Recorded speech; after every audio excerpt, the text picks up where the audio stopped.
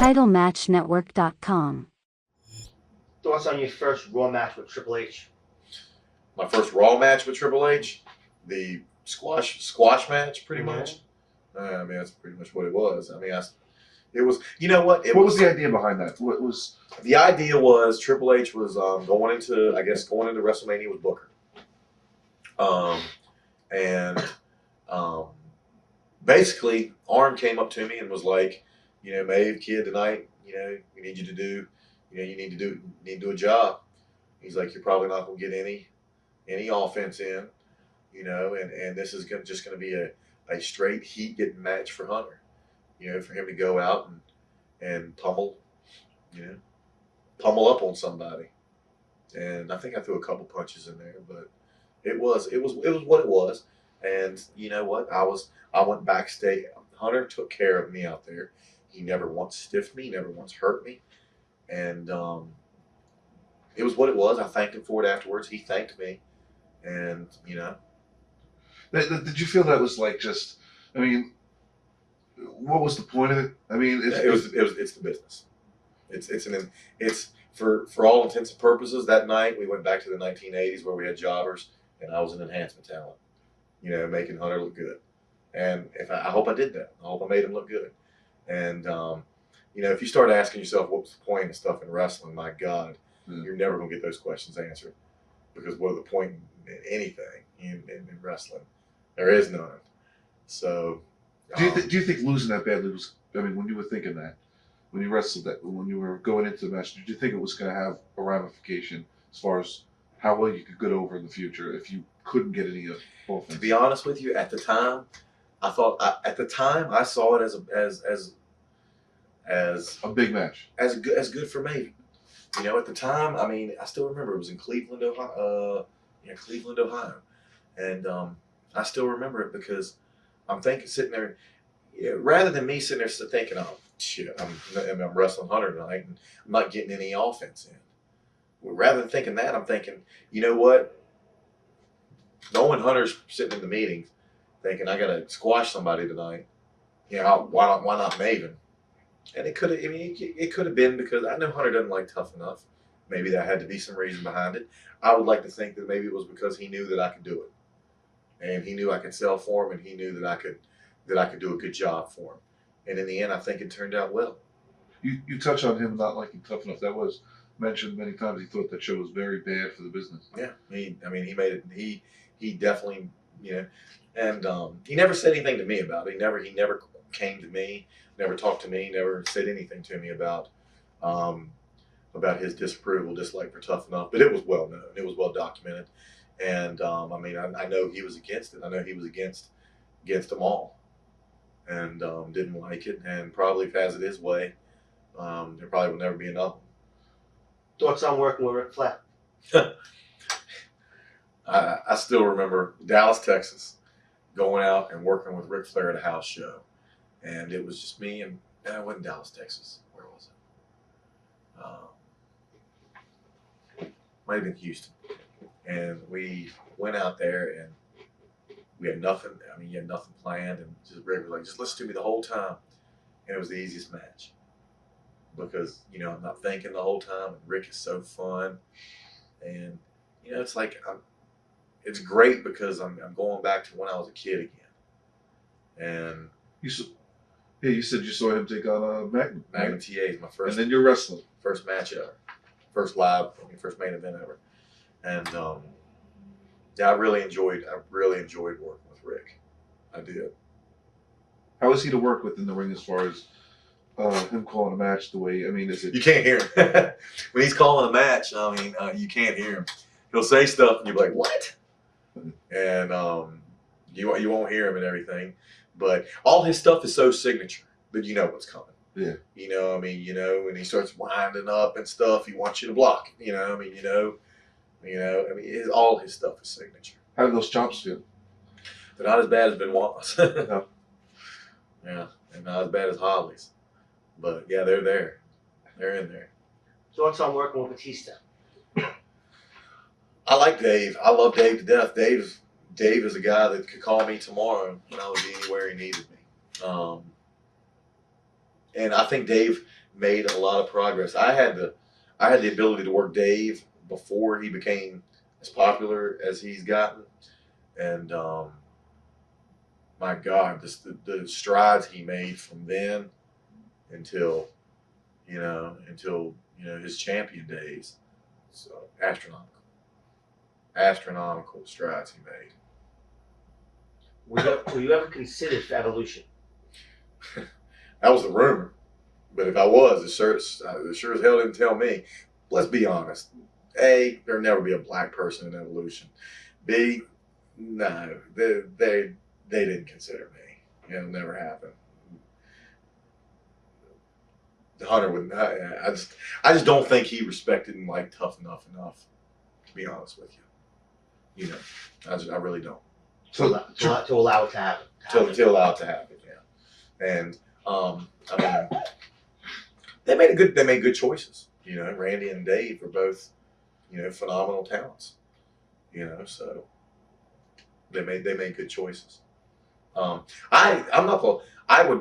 would be doing myself a disservice to sit here and say that I even deserved to even be considered for Evolution. Could I stand up there and look the part? Absolutely. Could I stand up there and talk the part? Yeah, I guarantee it. But I needed a lot. I know that I was never a great technical wrestler. I realized that. I realized I had a long way to go in the ring. But if you look at it, if you look at where I came from, after 5 years in the business, 4.5 years in the business, and after a year and a half to 2 years of that being taken away due to injuries, broken leg, broken elbow, you got to think I've been wrestling at the most for 3 years. At the most, 3 years. I think I was probably where I was damn near supposed to be, wrestling-wise, after 3 years. I really do. You look at guys who've been doing this. Most of the guys who are up in the WWE have been there for doing it for 10 years. I've been wrestling for 3 years, and and people want to say that I have that I'm not well, Maven lacks a lot of skills in the ring. Well, of course I do. I should. Hell, if I don't, something's wrong. It's very. Thoughts on teaming with Shawn Michaels? I only teamed with him a little bit, but I learned a lot. I learned a lot from teaming with Shawn. Shawn, I know Shawn necessarily, was, had a reputation from the past of being difficult to work with and stuff. But every time I worked with him, there would be many days he would sit and just shoot the bull with me for, an hour. Just talk wrestling. Just help me out. Try to help me out. I enjoyed it. I really did. I have nothing but respect for Shawn. The way I was put into it was in Des Moines, Iowa. A few weeks before that, it was a few weeks before that. I called Batista out. I smacked him on TV. Went running out to the ring, which is big. You're right in the top group then. Yeah. So smacked him on TV. Went running out there. Got a quick roll-up pin on him. Roll out of the ring as he's following me up the center ramp. Out comes Benoit, Jericho, and Orton. Right then, I'm in. There. That's how I got in the group. That's how I got in, and then from that point on, every week it was, just us going out as a unit. What I'm asking, I thought it was entertaining. What I'm asking is, how did you get to that position all of a sudden? I have no idea. No, somebody just said, "No, maybe we're going to put you right in the top group now." The way it was from one day to the next. You know how it happened? That was originally supposed to be Shawn Michaels' position, and if you remember, he had to get knee surgery. And hurt his knee. What pay-per-view was that before that? Taboo Tuesday. Hurt his knee on Taboo Tuesday. Hurt his knee before Taboo Tuesday. Still went out, wrestled. I forget who it was he wrestled at Taboo Tuesday. Put on a great match. Had to get knee surgery. They had a spot open, and it was Triple H. That was Triple H. Taboo Tuesday. And he hurt his knee the night before. Yes. On Raw. And still went out right. And wrestled.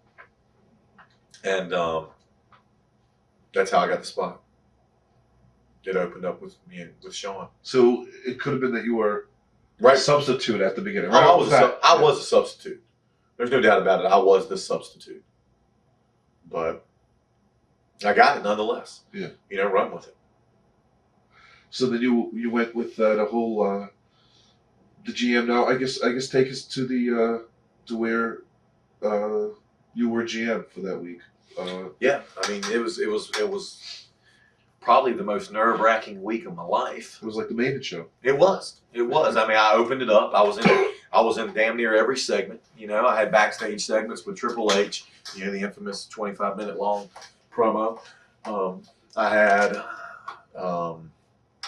segments with Randy backstage, segments with Benoit, Chris, because they asked me if I wanted to be in Evolution, and I decided whether Evolution or shot at the title, and I obviously chose shot at the title. And I mean, I'll tell you what, leaving Indianapolis, leaving Conseco Fieldhouse that night, I was on top of the world. The hardest 2 nights of my life were done, over with, and I was ecstatic. I mean, I thought my career was taking off. Take us to that promo. What was the whole idea behind that? That he said the same thing over. Oh, it was a promo where he I walk into see my sign on the wall, Maven general manager. I walk into the room and he's sitting there stirring some coffee, and then just goes off about how he wants me in Evolution and how it would be in my best interest to join Evolution. What about your match with Triple H that night when you were the GM? I think you said that was one of your favorite matches. Yeah, That's where you got a lot of offense in. I thought, right? I got that night. I actually did get some offense in. Yeah, I mean this match. I mean I remember the match started off with me drop kicking him out of the ring and him taking a powder. So this match he definitely gave me. I honestly thought he was very fair in this match. I really did. How'd you feel the match went as far as everything? I thought it went really good. I thought it went great. I mean, the people were with it. You got a great rating, and I certainly didn't think it warranted a curtain jerking match on Raw the next week with jobbing to anybody. But that's just me. I don't write the show. Why the angles dropped, I don't know. And you know what? My wrestling career took a huge, enormous what's the word I'm looking for here? Took an enormous dive. And dive's a bad word. My outlook on wrestling changed in a 7-day span. And I'll tell you how. I've been working with the top guys, working with the big boys, leading up to Survivor Series, did Survivor Series,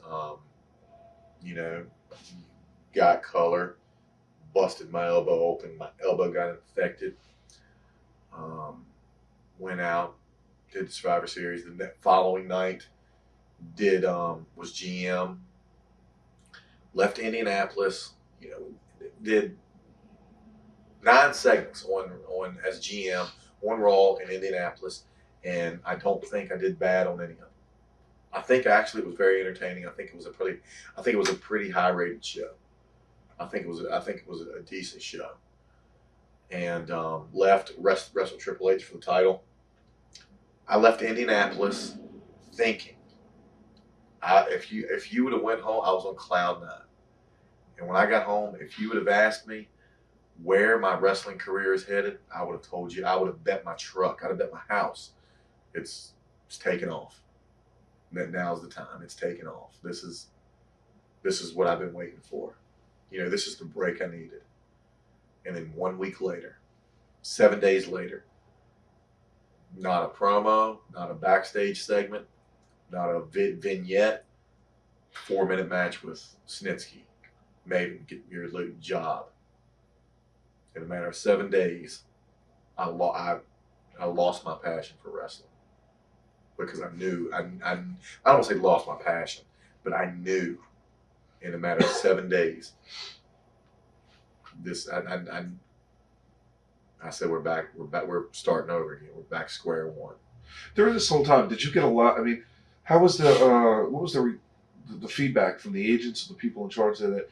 You kind of were having this stop and go push. Like 1 minute you're getting wins, the next minute you're getting squashed, the next minute you're in a top angle, the next minute you're in a Sunday Night Heat. You know, what was there was what were they feeling? Were they feeling, well, he's not ready, or You know what? I don't know what they were feeling. A lot of times, a couple of times, some guys, some of the agents, some of the top brass would come up to me and they'd be like, "All right, Maven, you're gonna get a chance here. You know, you're in the Survivor Series, you're in this pay-per-view. Let's pick it up. Let's pick it up. You know, this is what we need from you."